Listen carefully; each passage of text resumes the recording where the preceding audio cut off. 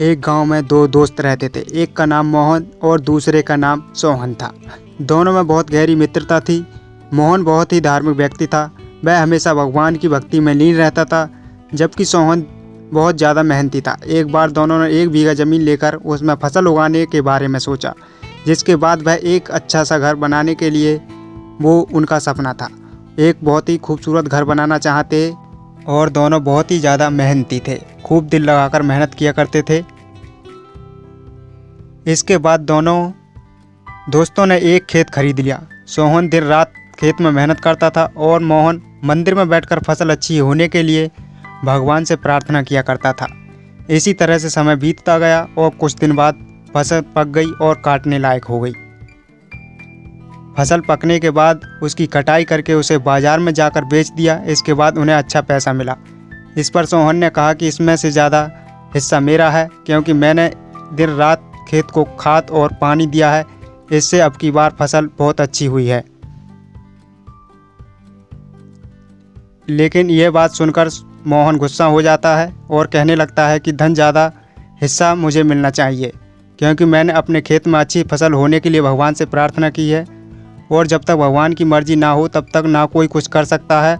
दोनों इसी बात को लेकर लड़ने लगे। ये बात गांव के मुखिया तक पहुंच गई। वो चाहते थे कि ये बात गांव के मुखिया के द्वारा इस समस्या का निवारण किया जाए। गांव के मुखियों ने सारी बात सुनने के बाद फैसला किया। मुखिया ने दोनों दोस्तों को चावलों की एक बोरी दी, जिसमें चावलों के बीच छोटे छोटे कंकड़ मिले हुए थे। मुखिया ने कहा, इन चावलों की बोरी को घर ले जाओ और इनमें से सुबह तक चावल और कंकड़ अलग अलग लेकर आओ। फिर सुबह फैसला करूंगा कि फसल किसकी ज़्यादा है और धन किसको ज़्यादा मिलना चाहिए। उनको ये काम सौंप दिया गया। दोनों अपनी अपनी चावलों की बोरी लेकर घर चले गए।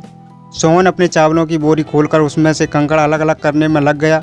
मोहन अपनी चावलों की बोरी लेकर मंदिर में चला गया और भगवान से चावलों को कंकड़ अलग करने के लिए प्रार्थना करने लगा। बोले, हे भगवान, मेरे चावलों से कंकड़ अलग कर दो।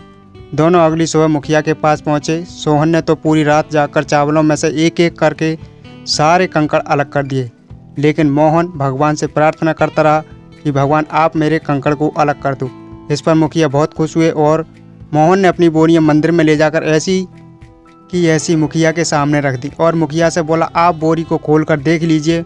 मुझे भगवान पर पूरा विश्वास है कि इस चावल की बोरी से सारे कंकड़ निकल चुके होंगे। लेकिन मुखिया ने चावलों की बोरी खुलवाई तो देखा सारे कंकड़ चावलों के बीच ही मौजूद थे। एक भी कंकड़ साफ नहीं हुआ था, लेकिन सोहन के कंकड़ सभी साफ थे और चावल भी एकदम साफ दिखाई दे रहे थे।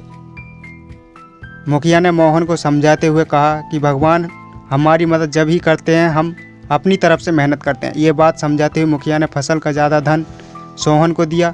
इसके बाद से मोहन भी सोहन के साथ खेत में मन लगाकर मेहनत करने लगा। इस बार इनके खेत में और ज़्यादा अच्छी फसल हुई और अच्छी भी कमाई हुई। तभी दोस्तों कहते हैं, मेहनत का फल अपने आप ही दिख जाता है कि किसने मेहनत की है और किसने मेहनत नहीं की है।